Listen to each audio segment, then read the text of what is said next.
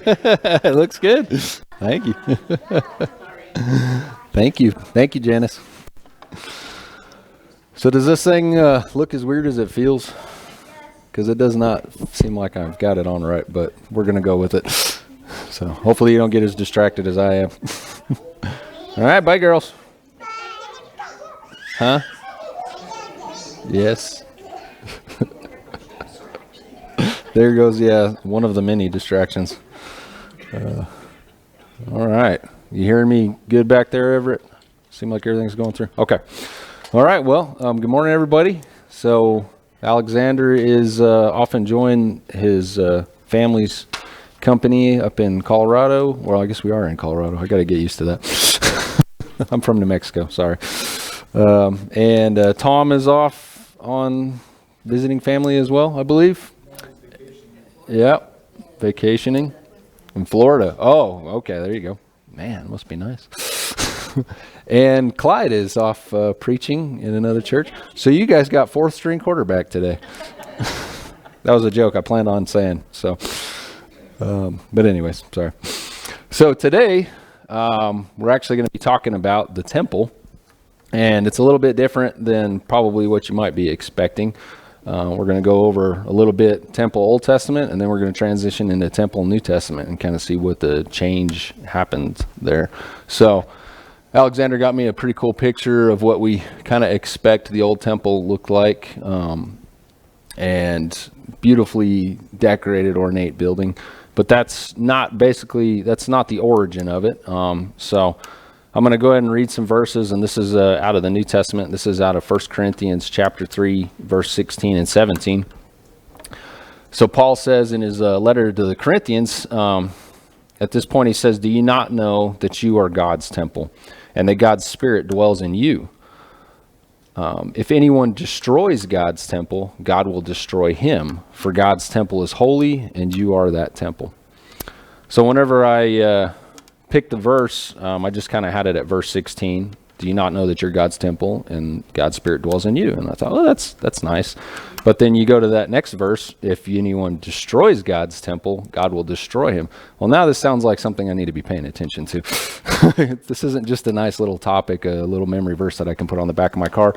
I need to be paying a little bit more attention to what he's trying to say. So before we dive into the temple, let's get a little history lesson on what the temple was. So temples were very common in ancient Near East cultures. It was basically every culture that we know of archaeologically that was in the surrounding area where the Israelites were had their own version of temples and shrines, places where they would worship their gods. They'd fill them with idols, carved statues, possibly of an animal or depiction of what their god looked like.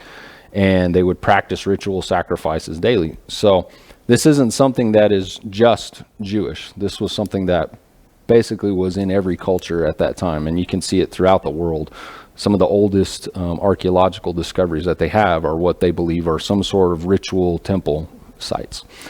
So we started seeing this in Noah, or in Genesis with Noah. As soon as he gets off the ark, first thing he does, he gathers some stones, he builds an altar, and he makes a sacrifice to God. That was something that was kind of different because prior to Noah, they were making sacrifices, but it didn't really put much emphasis on where they were, what they were doing, making that sacrifice. Where with Noah, you have pretty intentional. He builds this spot. This is where I'm going to make a sacrifice to God. And then by the time you get to Jacob, you actually see that this is a pretty common practice. Everywhere he goes, he stops, builds an altar, sacrifices to God, goes to another spot, stops, builds an altar, sacrifices to God. One of the more famous altars that he builds is Bethel, which in the Canaanite just basically means house of God. And so they have this idea, you could assume, that this is a designated place where we go to get the experience of God. This is where we go to meet God. And it kind of seems foreign to us as Christians, where's Jesus? He's in my heart, right? I take him with me everywhere I go. But in the Old Testament times, it was a little bit different of a concept. They didn't believe that God was contained to these altars, but they believed that that's where they would go to experience and meet God. In fact, it was important. They would make long journeys. They would travel miles, days, just so they could go to this specific altar and make a sacrifice to God and be there in God's presence. So we had talked about idols. Idols were all over the place at that time. And whenever we think about idols, first place I go to in my mind is in Exodus 20:4 and 5. It says, "You shall not make for yourself any image, idol, or any likeness of anything that is in heaven above, or on the earth below, or in the water under the earth, and do not bow down to it and serve it." That's what I think of whenever I hear idol. But this phrase should remind us earlier on in Genesis, all the way back in chapter 1, verse 26, God says, God, at the point of creation, is saying, "Let us make mankind in our image, in our likeness, so that they may rule over the fish of the sea, the birds of the sky, the livestock, and all the wild animals, and over everything that moves along the ground." And we see contrasting statements here, where he was basically warning in Exodus, don't make images of these things, but you go back to Genesis and you see that man is an image. He is made in the likeness of God. He's placed in the garden to rule over these objects that he doesn't want us to be worshiping. So it kind of got me thinking, was man an idol? And whenever you look at the root word of idol, it actually is just image. That's all it says. It's a image and likeness is all it is in the Hebrew. And so man was originally supposed to be what was representing basically God to everything around. These idols, in these ancient cultures, we don't have any reason to believe that they felt that their deity, their God that they were worshiping, was contained to this carved image. They felt like it was just a mode to worship through that image to get to the God that was behind it somewhere in the, whatever universe or realm that it was in. And mankind in the same way is it's not supposed to be like, that's God. It's supposed to be, wow, that's in the image of God. That's in the likeness of God. And through that is how everyone should be coming into contact with what God is like, oh, okay, this is the image of God. So just an interesting point to think about. What our purpose is here on this earth is to reflect our Creator, because we're made in His image. So as we go on, just keeping with the track of the temple, of the altars, you have the fall. Man messes up their only job to be the image of God. They decide not to and decide to sin. And so once you sin, you're no longer acting like the image of God. So man is taken out of the garden space, where you could even say would be the temple. Man is taken out of that, no longer gets to be that faithful representation of God, and now starts this journey of coming back into what God's design is. So you have the covenant with Abraham is kind of what kicks that off. You're going to be my people through you. I'm going to show myself to the world around you. And then you fast forward into Moses, where the Israelites are enslaved by the Egyptians. Moses comes to Pharaoh and says, we need to leave. We need to go out into the wilderness where we can worship our God, where we can worship Yahweh out in the wilderness. And so you guys know the story that happens there. Basically, eventually they make their way out into the wilderness. And first thing they do when they get out there is they stop at Mount Sinai. And you have this crazy situation that happens that I think if any of us had witnessed it would completely rock our world. And I'll go ahead and read it out of Exodus 19, verses 16 through 18. It says, "On the morning of the third day, there was thunder and lightning and a thick cloud over the mountain and a very loud trumpet blast. Everyone in the camp trembled. Then Moses led the people out of the camp to meet with God, and they stood at the foot. Mount Sinai was covered with smoke, because the Lord had descended upon it in fire.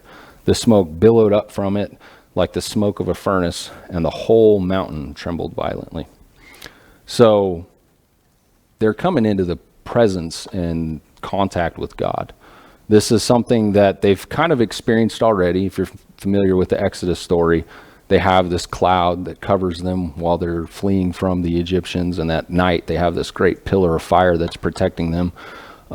They're used to seeing this, but I can't imagine that this is something that you would like oh yeah, that's just God. This probably still blows their mind every time they see it. This description of Mount Sinai with God's presence on it, it would freak me out. You'd be thinking some sort of volcanic eruption or something is going on, but dangerous, scary. And if you notice, or if you read on in Exodus, the instruction is don't touch that mountain, because if you do, you're going to die. So don't come into contact with, direct physical contact with where God's glory is. So as they have this experience, the next thing that they do, that God instructs them to do, is to build a tabernacle. And a tabernacle is just a Latin word that means tent of meeting, and the Hebrew word there is mishkan, which just means dwelling place. So you're supposed to build a dwelling place. God gives Moses some very specific instructions on how this thing is to be built.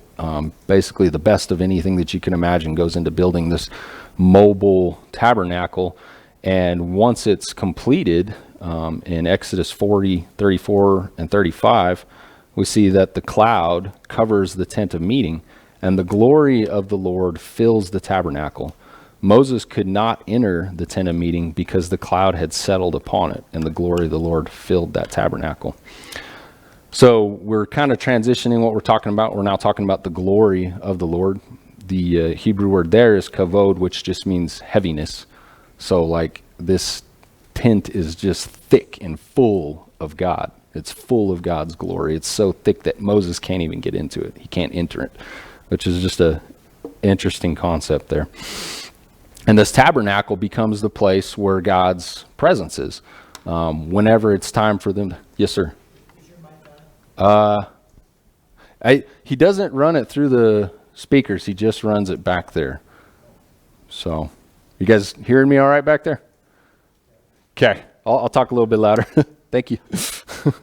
So, this tabernacle is basically where God's presence is, and it's an interesting concept because, like I said earlier, as Christians we believe Jesus is in our heart, but whenever you're back in those times, to have your God with you, present with you, not some statue of your God that should represent him, but the presence of God is with you.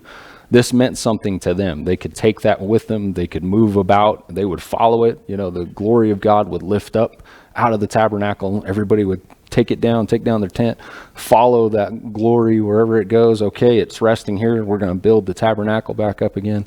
And that was what they were, that basically identified them. They had no concept of anything past that, beyond that. They were living in a community with the presence of God amongst them. That was it. That was the ultimate goal for them, right? And this continues on. They have their, their first attempt to go into the promised land, which fails because they have their glory of God with them, but then they don't know that they can take on these scary Canaanites. I can't judge them. I'm not in their situation, but seems a little crazy. But eventually, 40 years passes. All the original people ended up dying except for Caleb and Joshua and Moses. And then they're able to get to that point where they're going to enter into the holy, or the promised land. So Joshua, Caleb, the Israelites all go into the promised land. They have these glorious battles, and they work their way eventually to Jerusalem. They conquer Jerusalem, and when they're there, this has basically become the place where God stops the bus. All right, this is it. This is where we're going to set up. This is where we're going to build the palace. This is where the kingdom is going to be centered. And so as you get to the time of David, you see that he's starting to have this understanding that he builds this palace, but then he kind of has this aha moment like, oh great, I built my palace, but I didn't build your house, God. And God, in his little side's like, you think I'm just going to be contained to this little thing? Don't worry about that. But you know what? That's a good idea. We'll go ahead and build me a temple. So, but it's not going to be you. You're not going to be the guy to build this temple because you've got too much blood on your hands, and it's going to have to come from somebody out of your line. And so Solomon gets the honor of building the temple. Let me go to the next page. So as the temple's built, it's built to these very similar specifications to what the tabernacle was, very ornate, very magnificent. And then at the dedication of it, it says in 2 Chronicles chapter 7, Verse 1, Solomon finishes praying, and fire comes down from heaven and consumes the burnt offerings and the sacrifices, and the glory of the Lord fills the temple. The priests could not enter the temple because of the glory of the Lord had filled it. So we have almost this exact same situation happen again. Now it's with the physical temple that's built. The temple itself was kind of the culmination of the Israelite kingdom. They get this temple built, they have their king. Everything's going really good for the Israelites. It almost seems like they have, corrected the wrongs that happened from the fall of man. God's with them. They're powerful. They're likely the most powerful nation in the world at this time. And Solomon has the wisdom that was given to him by God and just rules this place as an awesome ruler. And then within his lifetime, he totally messes it all up, right? He has a problem. He loves the ladies, and they come with a lot of baggage. And so he ends up following whatever whims they want to make him happy. We were laughing about this as I was talking about it. That might be good advice in marriage, but it's probably not good advice whenever you're leading an entire nation. So just stick with what God says. But Solomon doesn't. Solomon, by the end of his life, he's actually building altars on the mountains alongside Jerusalem on the high places, and these are altars to the other gods, the gods of his wives. And you see this just carry on, spiral downhill. By the time you get to King Manasseh, which is 14 generations, they've gone so far as to bring these idols that were outside of the city at first. Well, now they're not only inside the city, they're inside the temple themselves. They're sitting right there next to the Ark of the Covenant. That's the biggest insult that you could give God at this point. So in 2 Kings 21, verses 7, and I'll skip and go into 12, but so King Manasseh takes the carved Asherah pole that he made, and he put it in the temple, which the Lord had said to David and his son Solomon, in this temple in Jerusalem, which I have chosen out of all the tribes of Israel, I will put my name forever. I'm going to bring such a disaster on Jerusalem and Judah that the ears of everyone who hears it will tingle. I will stretch out over Jerusalem the measuring line used against Samaria and the plumb line used against the house of Ahab.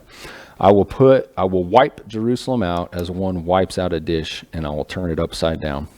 I will forsake the remnant of my inheritance, and I will give them into the hands of their enemies.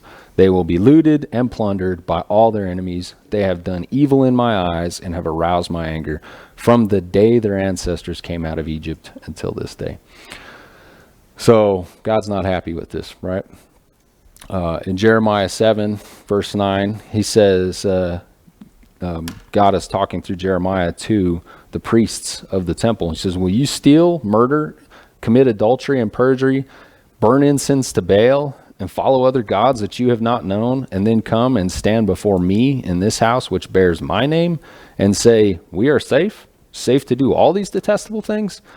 Has this house which bears my name become a den of robbers for you? Because I have been watching, declares the Lord. So he's not happy. 14 generations go by, and God says that this has been going on since the day you guys left Egypt. If you guys remember, the first thing they said was, we want to go back to Egypt, where at least we had food and at least we had shelter and security. You took us out here to die.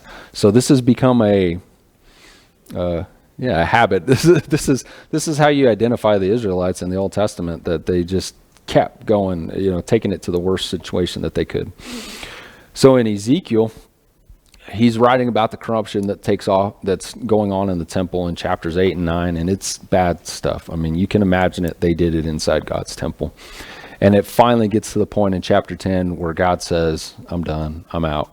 He leaves the temple. His glory leaves the temple, which it was hard for me to think about this, that even while other idols were in that temple, God's glory was still in there. He hadn't completely just, blown the door out and killed everyone who walked in. I can imagine that might have been a temptation. Not that God's tempted, but I can just imagine, me trying to reason that wow, how do you put up with that for 14 generations? And so in Ezekiel, the glory of God leaves, but it's interesting how he does it. He doesn't just say, that's it, I'm done, I'm going back to my throne room in heaven. You guys got this figured out. You earned it. Instead, this is right at the start of the Babylonian conquering, and you've already got, quite similar to what we're seeing going on in Ukraine today. When war comes, most of the people leave. Only a few people stay behind and fight. And so you already have the Israelites being scattered amongst all the nations. By the time that the Babylonian invasion comes in and actually takes place, you don't have that many there. He says that his people are scattered amongst all the nations at this point. And so God doesn't just take off and go up to heaven. In fact, he changes direction. Whenever his glory leaves the temple, that's when you get the really crazy imagery going on in Ezekiel about the mobile chariot throne, whatever's going on with the spinning wheels and the cherubim and all that. It's literally the glory of God lifting up from the temple and going. And it doesn't go up, it goes out. It stops at the east gate, does some stuff at the east gate, and then goes. And you kind of wonder, okay, well, where did he go? Where did God's glory go? He, in chapter 11, God says, therefore say that this is what the sovereign Lord says. Although I sent them far away among the nations and scattered them among the countries, he's talking about the Israelites, yet for a little while I have been a sanctuary for them in the countries where they have gone. So he went out to where they were. He didn't leave them. He went to wherever they were. In fact, when Ezekiel is having this image, he's in Babylon at this point. He's sitting on the banks of one of the big aqueducts in Babylon, and he's seeing all this taking place. So stand to reason that God went to Babylon. He's hanging out with the Israelites. He's with his people. He's not left them. Although his glory is not residing in the temple any longer, he did not completely abandon them. So in verse 17, he says, this is what the sovereign Lord says, I will gather you from all the nations. I will bring you back from the countries where you've been scattered. I will give you back the land of Israel again. They will return to it. They will remove all its vile images and detestable idols, and I will give them an undivided heart and put a new spirit in them. I will remove from them their heart of stone, and I will give them a heart of flesh. They will follow my decrees and be careful to keep my laws. They will be my people, and I will be their God. Doesn't really sound like they have much choice in this. He's going to do something different. That's kind of what he's getting at. In Jeremiah 31:33, you guys probably all know this verse. This is the covenant that I will make with the people of Israel. After that time, declares the Lord, I will put my law in their minds. I will write it on their hearts. I will be their God, and they will be my people. So we, at this point of the story, are kind of just sitting there waiting. What's going to happen next? Well, the temple is destroyed. Babylon comes in 2 Kings. It says, on the 7th day of the 5th month, the 19th year of Nebuchadnezzar's reign over Babylon, Nebuzaradan, captain of the guard and servant of the king of Babylon, enters Jerusalem. He burnt down the house of the Lord, the royal palace, and all the houses of Jerusalem, every significant building. So the temple's gone. It's been destroyed. Everything in it has been hauled off to Babylon, to the neighboring countries. And at that point, if you're an Israelite, man, this is the bottom of the bottom. Where do you go from here? So the temple, if you guys are familiar with the story, you get to Ezra, Nehemiah, and you see the Israelites living in captivity are allowed, after the Medes and Persians take over, are allowed to go back to Israel, or they're allowed to go back to Jerusalem, rebuild the city and rebuild the temple. And so they do that. They rebuild it. They try to put it exactly where it was. They build it as best as they know to the exact specifications that the original temple was built to. And then as you go on in time, there's a bunch of stuff going on in between, Maccabean revolts and all that. But then you end up getting the king Herod the Great, right before the time of Jesus, remodels the temple, rebuilds it, and it becomes almost back to the original glory. At that time, during Jesus' time, the temple was considered to be one of the ancient wonders of the world. People would write about it from all other neighboring countries. This thing was huge. It was beautiful. And you would almost say, okay, they got it back. They did a good job. But what's interesting is that it's not the same as it was.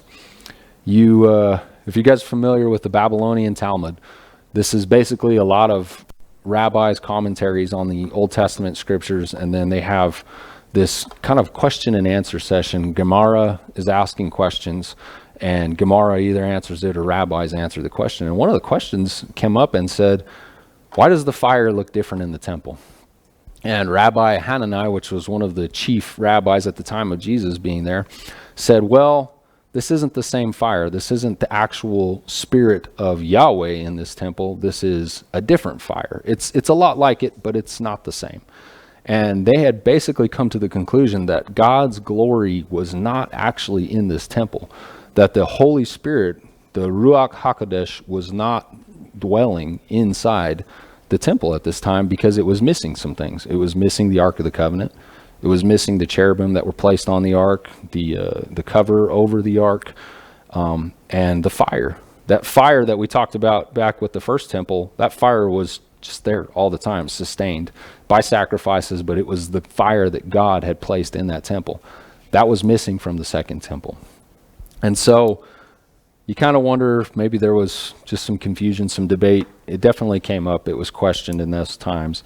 And so at the time of Jesus, he actually interacts with the temple quite a few times.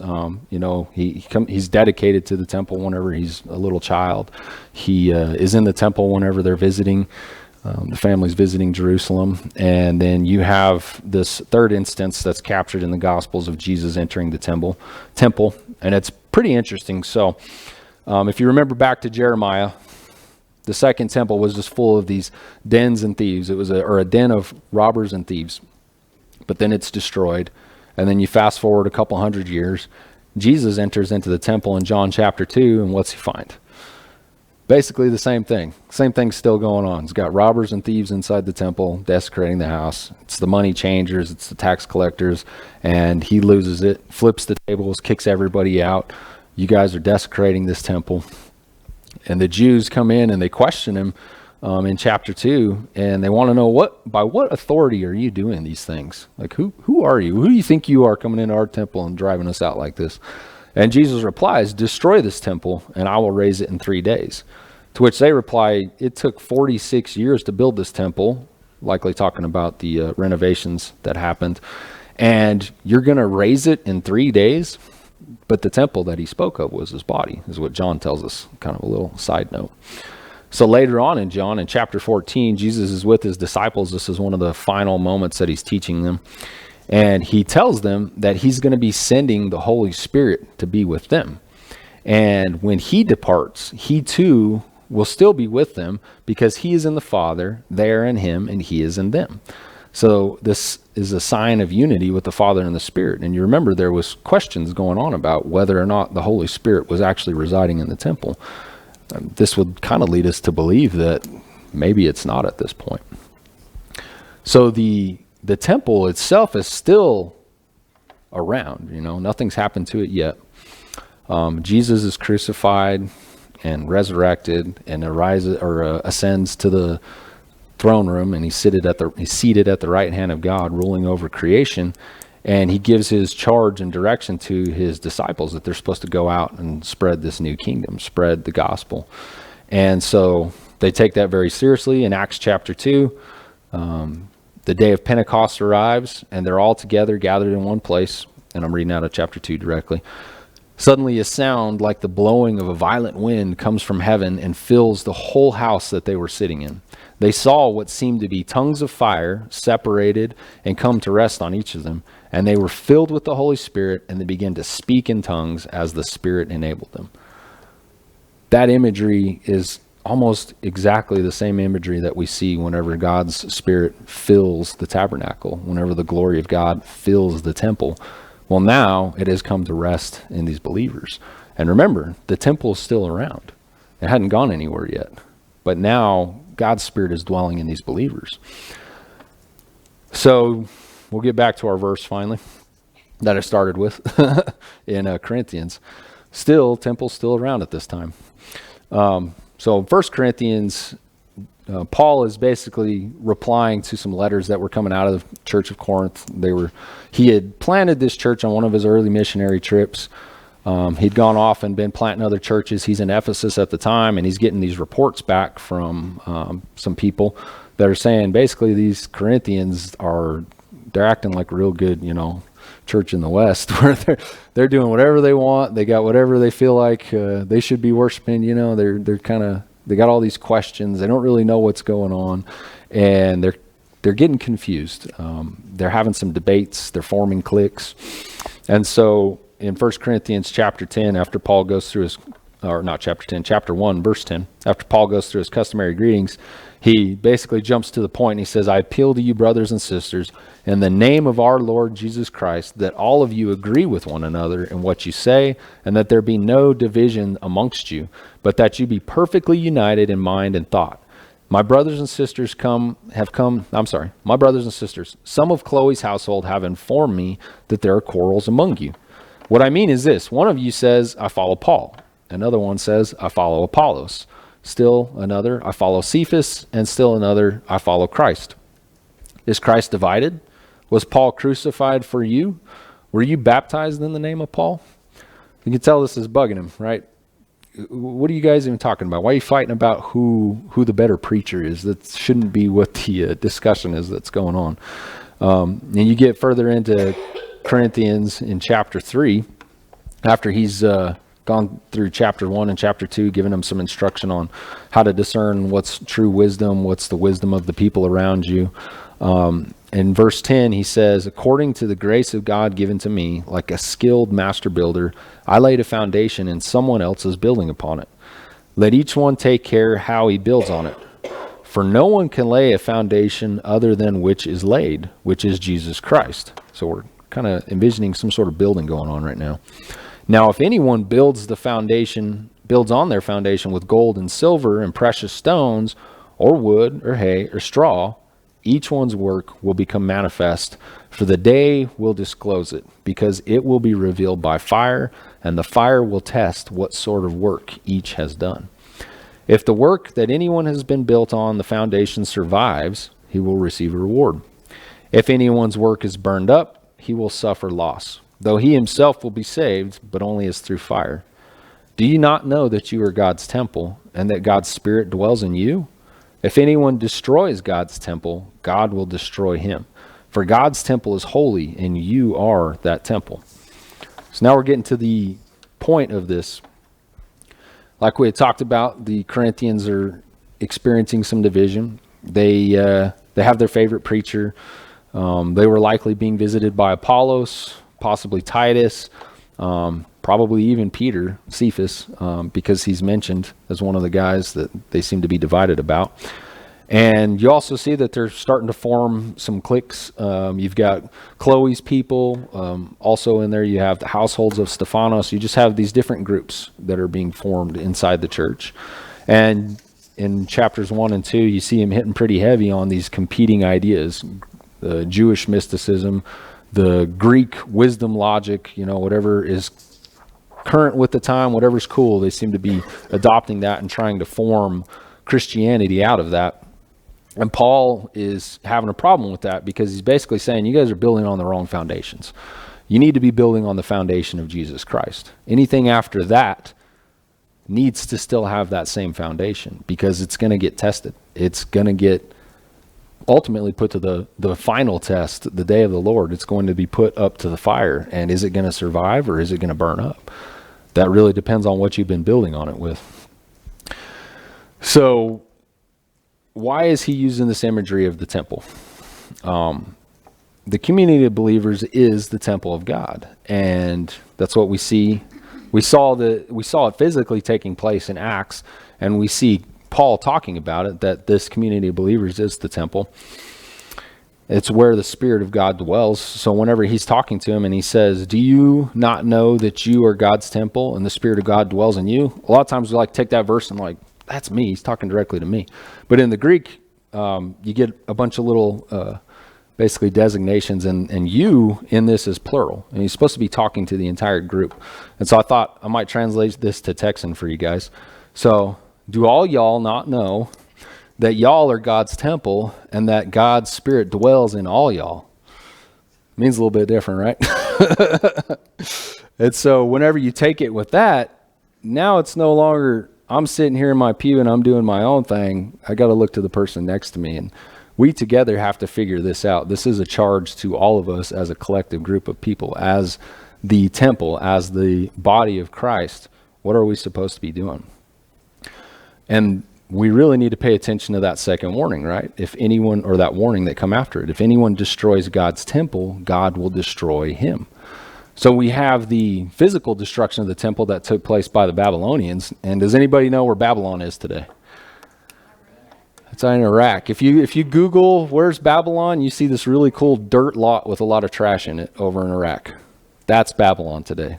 Wow, that's kind of scary. We also know that this is taking place after Paul's writings, but we know that the Romans also destroyed the temple, right? Does anyone know the status of the Holy Roman Empire today? Vatican City. And what is Vatican City?